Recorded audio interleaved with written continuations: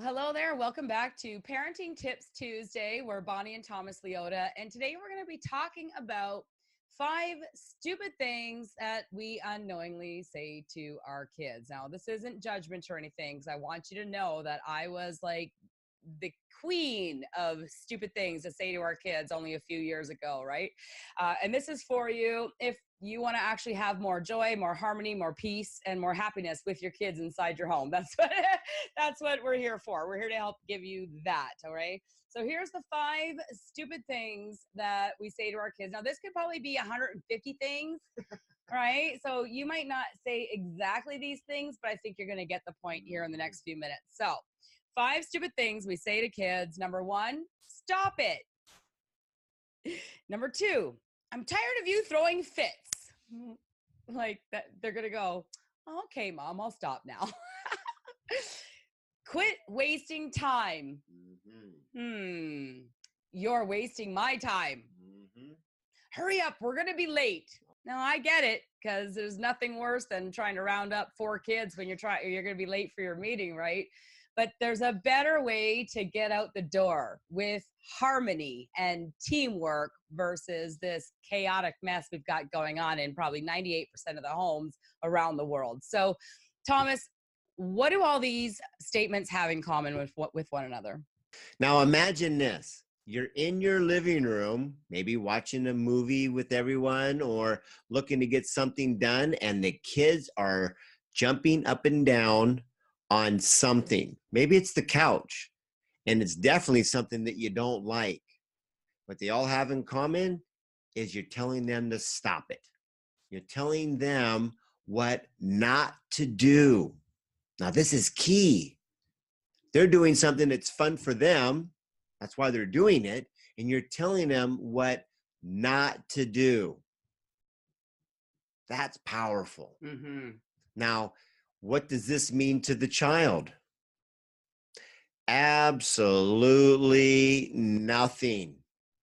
And if you haven't started pulling out your hair, you might want to get started, because that's where you're headed. It's just a matter of time by telling them what not to do.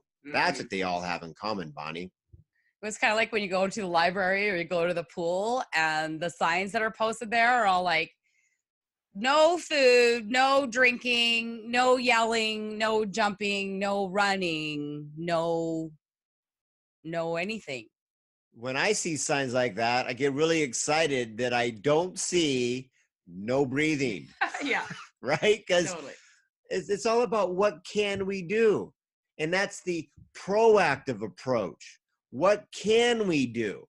Now, obviously, jumping up and down on the couch in the living room is something that is a somewhere else activity. Can we agree on that? Boy, outside, trampoline, maybe jumping the rope. You know, you get the idea that, wow, the child's doing something, which is exciting. And we just don't even give them any credit for the ambition of doing something. But what we're missing is a preframe. This is what it's talked about. How many of you have actually had a certification in something that means that, yep, I've been through the loops, I've been through the hoops, I've actually known what not to do and what to do instead. That's what a certification is really all about. I am certified, because they're going to hire you to get the job done, not come up with a reason why it didn't work. And so, are your children couch certified? Wow, that might be a really oddball thing to think about, but hey, can't be any worse than what you're doing.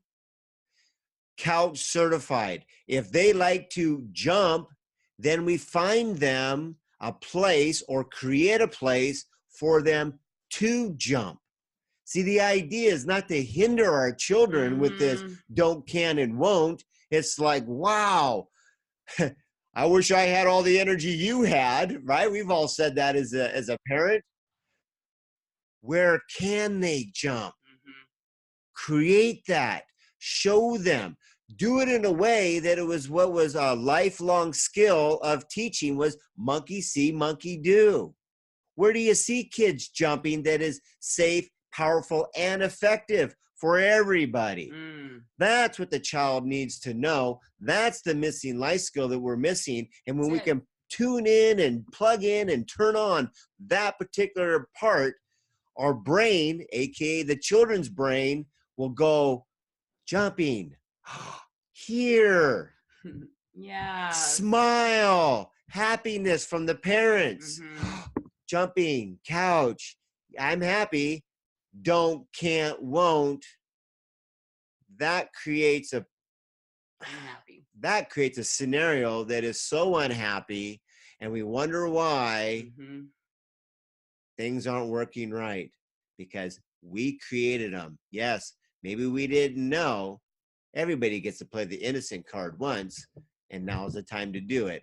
So let's move forward with proactive versus reactive. Yeah, because that's really what our kids are looking for.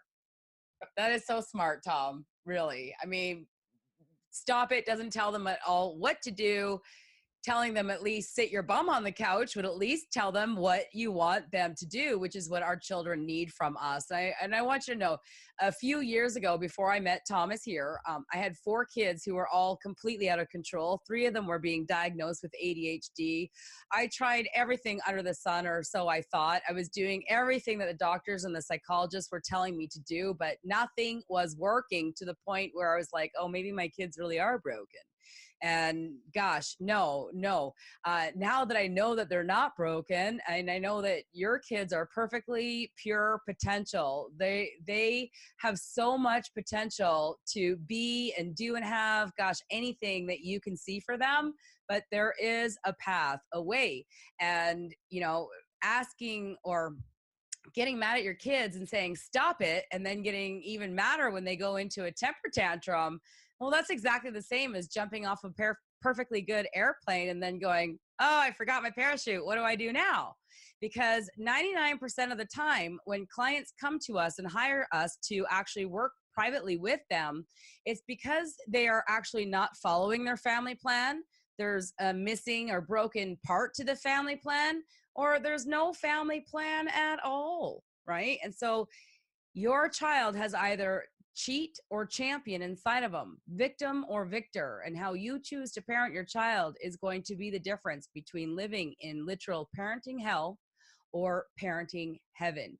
If there was something said on this video, make sure, please click like, share it out in the community, because every single parent in the world deserves to know how to guide their child's behavior with love and proactive plans in a way that empowers them to rise up to all they can be, versus this very dictational world that we've been trained in.